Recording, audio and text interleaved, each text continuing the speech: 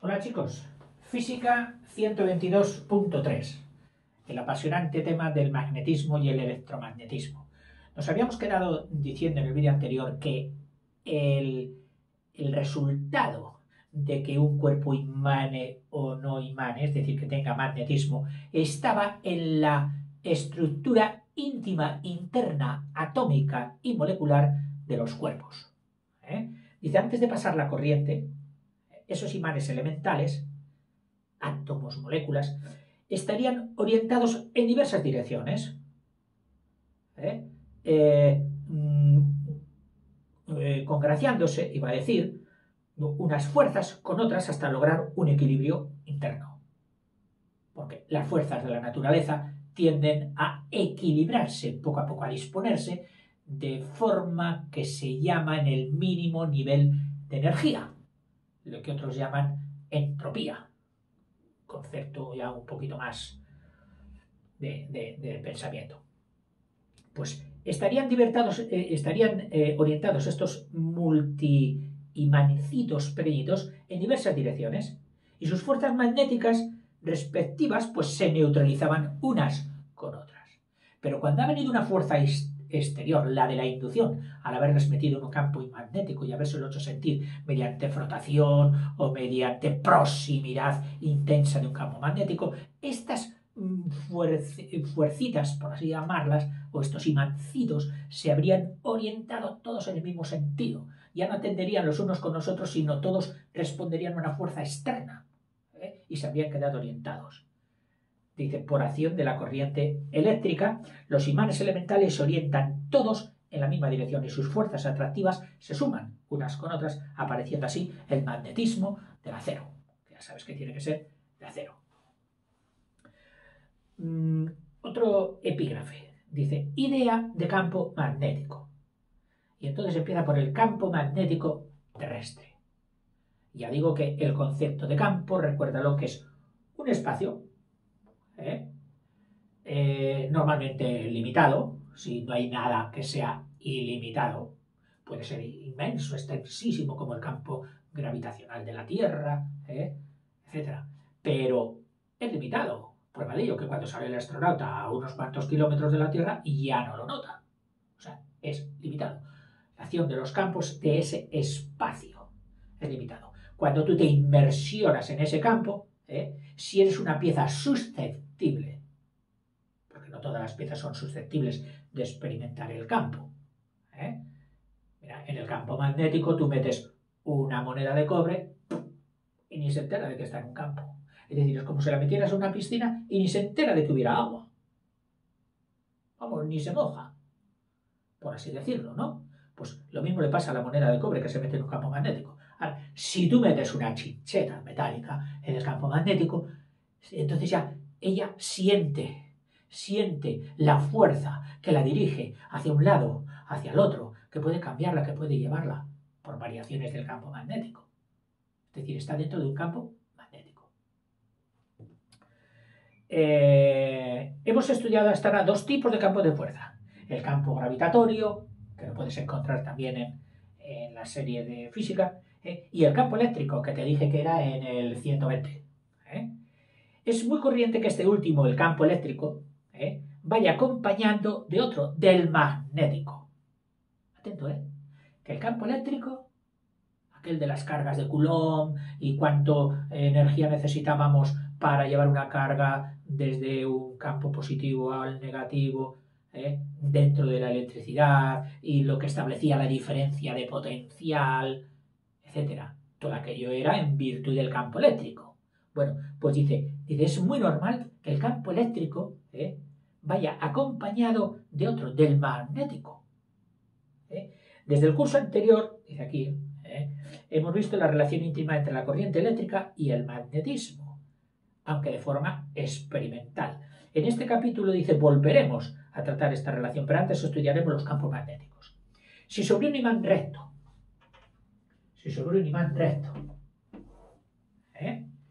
colocamos una lámina de plástico por encima del imán, o sea, el imán estaría ahí debajo, de nuestra... O sea, tenemos un imán puesto ahí sobre la mesa y ponemos una lámina de plástico sobre el imán. Y espolvoreamos limaduras de hierro sobre la lámina de plástico. Estas se orientarán, no caerán, o sea, antes de caer ya han experimentado el magnetismo que atraviesa la lámina de plástico, porque el plástico es permeable al campo magnético, es decir, lo traspasa. Habrá otros campos que no son permeables, pero el plástico que estamos utilizando sí es permeable. Dice, y estas se orientarán en torno al imán, formando unas líneas cerradas, como se indica, dice, en la figura. Es decir, estas limaduras, fíjate, se ponen así, formando líneas aquí y aquí. Ampliaremos nuestro plástico para poder hacerlo mejor.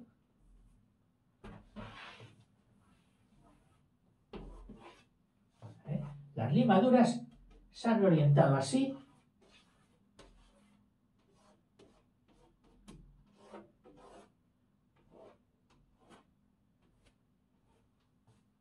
Así, es decir, la máxima concentración de líneas en los polos y otras más separadas, más huecas, que salen de aquí y se pierden por ahí y por aquí.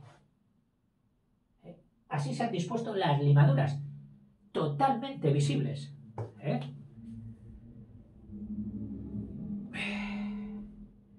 Dice, si un imán elemental, bueno, formando unas líneas cerradas, como se indica en la figura. Estas líneas son las líneas, son las líneas de fuerza, y se llaman así, líneas de fuerza. Y por convenio, entran por el polo sur, entrarían por el polo sur, vamos a imaginar que es este, entrarían, es decir, las dedicaríamos entrando por el polo sur, todas estas líneas, y saldrían por el polo norte, por convenio. Una línea de fuerza entran por el polo sur, irían por el interior, equilibradamente, neutramente, hermanadas, sin pegarse, por el interior, y saldrían por el polo norte otra vez a hacer su fuerza, de sentido contrario a las del polo sur.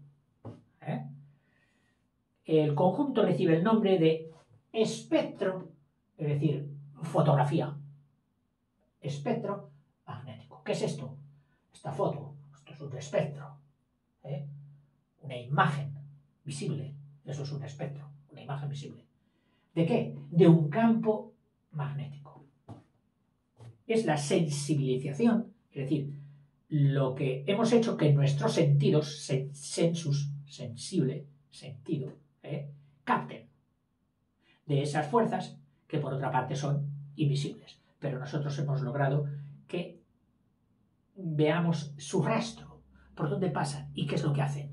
¿Con qué? Con un espectro del campo de fuerza o campo magnético creado en torno a un imán. Si un imán elemental, es decir, el más pequeñito, que tú tuvieras una agujita minúscula, fuese abandonado en dicho campo magnético, en estas proximidades, este mini imán, esta mini agujita, ¿qué haría? Seguiría la trayectoria de una de estas líneas. Sería captado por una de estas líneas y si tuviera el poder, como de unas ruedecitas, de no pegarse a la lámina, sino que fuera rodando, las líneas de fuerza le llegarían, si él entró captado aquí, con esas mini ruedas, impensables, pero bueno, que dificultasen, que no tuvieran rozamiento con la lámina, se dirigiría por aquí a entrar ahí en su polo sur y quedaría pegada aquí. Ahora, el rozamiento de todas las impide ir todas hacia ahí, y se quedan distribuidas sobre la superficie.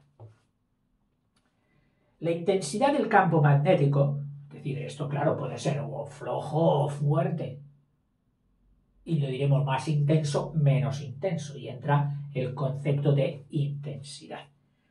Es tanto mayor cuanto más líneas de fuerza atraviesen la unidad de superficie. Es decir, si tú aquí trazas una unidad de superficie, que sea 1 centímetro cuadrado, y ves que está atravesado por múltiples fuerzas, es un campo muy intenso. Ahora, si 1 centímetro cuadrado de otro campo solo está atravesado por 1 o 2 líneas de fuerza, dice, sí, no es muy intenso ese campo. Cerca de los polos, la densidad de líneas de fuerza, aquí, ¿cuántas líneas estarían por centímetro cuadrado? Pues 5, 6, 8, 10. Oiga, y el centímetro cuadrado de aquí, por aquí solo pasa esta. Esta otra ya no pasa. Entonces la intensidad está, una de las variables que va a medir la intensidad es la proximidad, lógicamente, al imán. Y de los puntos cercanos a los polos crece la intensidad del campo magnético. Experimentalmente puedes comprobar la intensidad del campo magnético con un imán y un trocito de hierro. Se coloca el imán sobre una superficie lisa y se va deslizando lentamente el trozo de hierro. Para ciertos puntos del campo, el hierro se mueve y se desliza hasta el imán. Todos los puntos que cumplan esa condición poseen la misma intensidad del campo. Puede comprobarse que esos puntos no están a igual distancia del polo magnético. O sea, pueden tener más o menos intensidad, pero no a veces en función de la distancia, sino de la direccionalidad, en estar dentro de esta dirección o de esta, porque aquí puede haber un punto que está muy próximo al campo y sin embargo apenas tiene intensidad, y no digamos este, que vaya hacia la parte neutra. Sin embargo, por aquí sí, enfrente, estando quizás a más distancia de la que está este, que está prácticamente pegado, pero tiene mucha más intensidad. Las líneas de fuerza en el campo magnético son ininterrumpidas. Es decir, una vez que coges una línea aquí, te llevará ininterrumpidamente hasta el imán. O sea, no podríamos ir a base de líneas discontinuas como las de una carretera. Imán, no imán, imán, no imán. No. Una vez que coges el imán, es decir, la línea de fuerza, ya va de forma ininterrumpida hasta el imán. Penetran a través del imán, en cuyo interior son paralelas, o así las conciben, esas líneas de fuerza, todas estas, entran en el interior, se conducen paralelamente, es decir, que el campo magnético en el interior de un imán recto es uniforme. Es uniforme, pero en el interior. Exteriormente no hay nada. Aquí en el interior sí, es un campo magnético uniforme, continuo, igualito.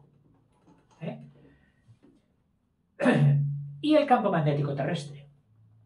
Pues dice, la Tierra se comporta como un gran imán, que tiene sus polos cerca de los polos geográficos. Ya lo dijimos, este es el polo geográfico, el de Amundsen o el de... Y aquí estaría el polo magnético, norte geográfico, norte magnético. Curioso, que estuvieras aquí, sacases tu brújula y dijeras, ya estoy en el polo norte, aquí la aguja se va a volver loca, a lo mejor empieza a dar vueltas diciendo, ya estoy. Pues no, estás aquí y la aguja te indica que para encontrar el norte magnético tienes que echarte hacia aquí, hacia el oeste.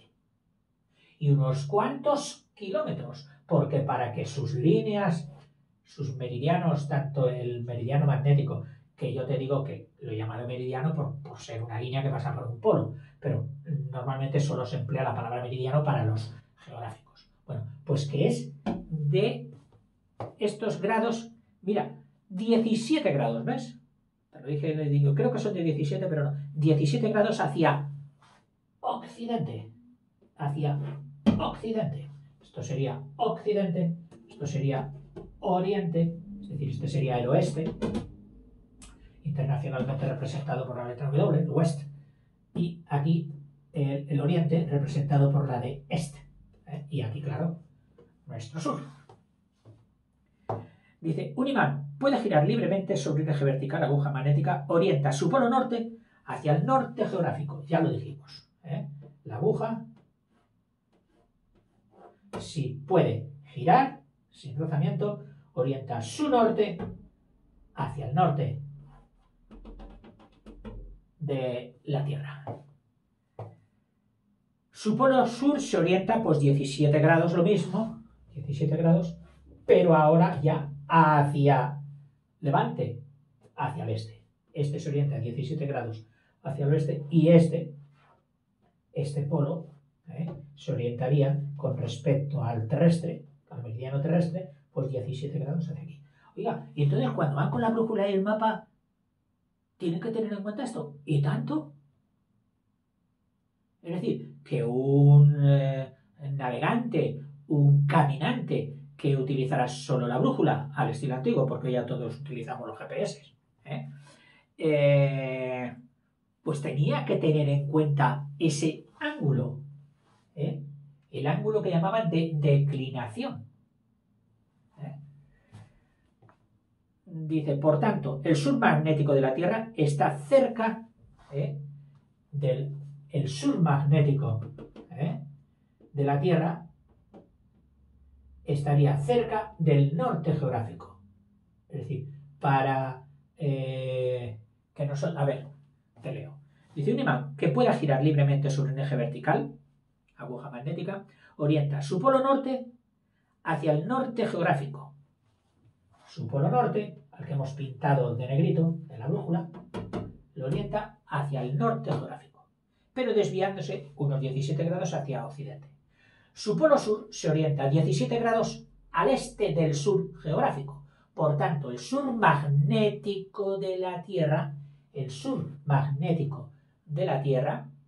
está cerca del norte geográfico. Claro, decimos que si el norte de nuestra brújula es este y los polos opuestos se atraen, deberíamos llamar el polo sur a este, porque atrae el norte de nuestra brújula, y entonces por eso dice que el sur magnético de la Tierra estaría cerca del polo norte geográfico. Y al revés, aquí el norte magnético estaría cerca del sur geográfico.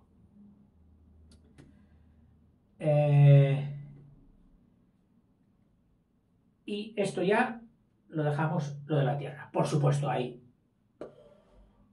muchísimas más acepciones, clases de brújulas, estructuras en las que se ensamblan las brújulas para que funcionen adecuadamente, la brújula que trabaja en plano horizontal o de declinación y la brújula que trabaja en un plano vertical o de inclinación, los grados que determinan, etcétera.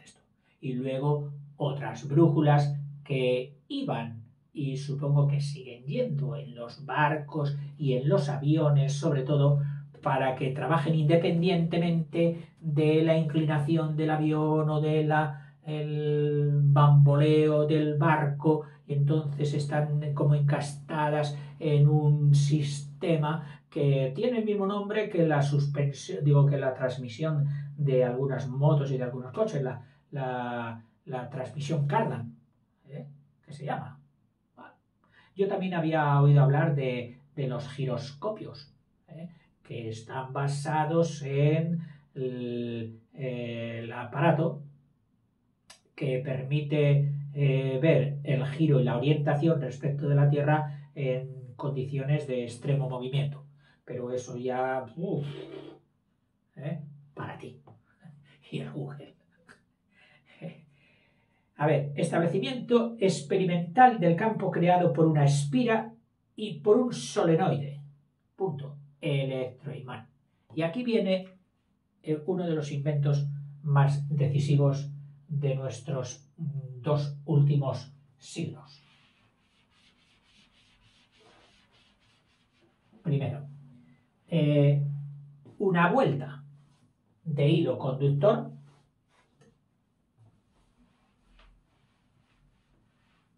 técnicamente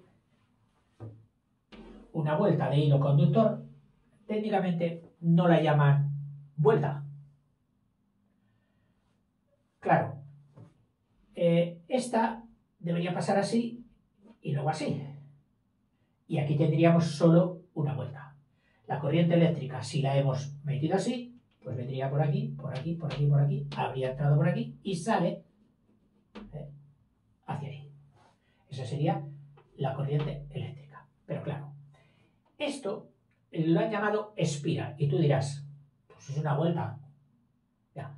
Pero como normalmente para obtener intensidades mayores no solo se coge una vuelta, sino varias vueltas, entonces esas vueltas, todas estas que estoy dando yo, juntitas, no pueden estar unas exactamente ocupando el mismo espacio que el otro, tienen que estar al lado. ¿Originando qué? Pues una espiral, como un tubo. Entonces, la vuelta de este conjunto arrollado de vueltas la han llamado de espiral, espira. Esto sería una espira. Una espira. ¿De cuántas clases puede haber espiras? Madre mía. Depende del grosor del cable. Depende de la intensidad que metas por el cable. Depende del diámetro que tengan. En principio, y bueno, y de la extensión o de la longitud que tengan. ¿Y qué tiene que hacer esta espira? Pues esta es como la protagonista esencial del electromagnetismo, la espira. Dice, campo creado por una espira. En la práctica es conveniente disponer de una gran intensidad para que el experimento sea vistoso. Porque si las fuerzas son muy pequeñitas, pues apenas se ve. Sí, mira, ¿ves cómo se ve? ¿Ves cómo se ve? Pero no. Ahora tú metes varias espiras juntas para lograr más intensidad y entonces se ven los efectos, se ven rápidamente y son espectaculares. Se puede conseguir el mismo efecto construyendo un aro con varias vueltas de un conductor. Es decir, un aro con varias vueltas. Tú lo metes por aquí y ahora empiezas a dar vueltas. Clin, clin, clin, clin, clin, clin. Y por último lo sacas. Lo puedes sacar por ahí o lo puedes sacar por aquí. Pero claro, la corriente tiene que tener una entrada que gire todo lo que quiera y una salida. Y luego esto ya, pues tú lo llevarás al centro de producción, dinamo, etcétera, o una pila. Dice, de esta forma la intensidad queda multiplicada por el número de vueltas. Es decir, automáticamente la intensidad de una, si tú has dado 15 vueltas, pues queda multiplicada por 15. Y n vueltas en general, pues n veces esa intensidad. Al espolvorear limaduras de hierro sobre una cartulina normal a la espira, a ver, tenemos aquí una espira o 3 o 4 espiras, 3 o 4 espiras. Y ahora hemos logrado poner una cartulina de forma que la espira entre por aquí, por un agujero que hemos hecho en la cartulina, se va por aquí y asome de nuevo por aquí.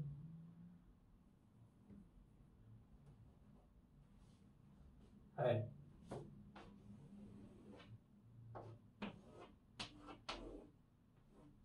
Se ve, ¿no? La espira entra, gira, por aquí estarían los cables de entrada y de salida, pero tenemos ahí nuestra cartulina. Y ahora viene el experimento consistente en, al espolvorear, polvito de limaduras de hierro, sobre una cartulina normal a la espira, la cartulina normal a la espira. ¿Qué significa normal? Perpendicular. La palabra normal en física significa perpendicular. Ya no dirán perpendicular, dirán normal. Oiga, sí, incide normalmente. Significa perpendicular. Se mueve en la normal, se mueve en la perpendicular. Entonces, el plano de esta espira es perpendicular a la cartulina. Es decir, que forma 90 grados. Está puesta así. La cartulina así y nuestra espira perpendicularmente, en plano normal. Cuando el circuito está cerrado, es decir, ¿qué pasa? la corriente, se obtiene un espectro magnético parecido al de la figura. Esto de cerrado y abierto son conceptos un poco antitéticos o antagónicos para nosotros, porque nosotros tenemos metido en la cabeza, por la costumbre, que las cosas pasan cuando una puerta está abierta. Claro, está cerrada, no pasa. Pues aquí al revés. Aquí es que un conductor, que tiene aquí el interruptor, si está abierto, la corriente no pasa. Y si está cerrado, es decir, que lo ponemos ahí pegado, entonces es cuando la corriente pasa. O sea, que no te dejes engañar del interruptor abierto. Tú dirás, abierto para que pase. No, abierto es cuando no pasa. Esto es interesante. Y todas estas cositas, cuando no te las avisan de una forma clara, concisa, con un ejemplo, pues ahí te pueden estar estorbando en la mente para la comprensión de otras cosas que son más difíciles que esta. Pero que esta cosa fácil te puede... Abierto, pasa, no pasa, ya me he perdido, ya no pienso. No, hombre. Bueno, pues dice... Para espolvorear limaduras de hierro sobre una cartulina normal a la espira, es decir, echar ahí las limaduras de hierro, se obtiene un espectro magnético parecido al de esta figura.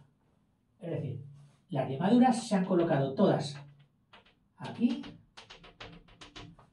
por aquí, alrededor de este punto, y por aquí menos. Menos. O sea, se han colocado así, concentradas todas ahí alrededor, también en claras líneas, las líneas de fuerza. ¿Qué significa? Que la espira, el hilo va determinando campos magnéticos. Y entonces, una brújula que yo hubiera colocado aquí en medio, capaz de girar, se orientaría con el campo magnético originado por la espira. Antes de pasar la corriente, a lo mejor la aguja estaba así. ¿Orientada a qué? A los centros, al polo magnético, a los polos magnéticos que no puedes dejar de sentir, que son los de la Tierra. Pero en cuanto la corriente se ha organizado, entonces la aguja ha hecho ¡pium! Y se ha orientado de distinta forma al magnetismo de la Tierra. Dice, una aguja magnética colocada en el centro de la espira se origina de tal forma que el polo sur sería el de delante, cuando la corriente circula en el sentido de las agujas del reloj. Es decir, si las agujas del reloj llevan este sentido y la corriente está funcionando en ese sentido, entonces el polo sur estaría aquí y la aguja habría puesto ahí su orientación al polo sur y el polo norte allí. Entendiendo que las corrientes de fuerza de este campo magnético creado por la espira entrarían por aquí por el sur y saldrían, atravesada una vez la espira, hacia allá, hacia el norte.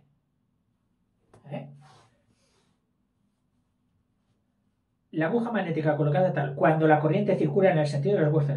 Luego la espira crea un campo magnético que tiene el polo sur delante, el polo sur delante, y el norte detrás. El norte detrás. Polo sur, polo norte. Es decir, que las líneas de fuerza penetran por la cara de delante, por aquí, y salen por la del norte, por la cara posterior o norte.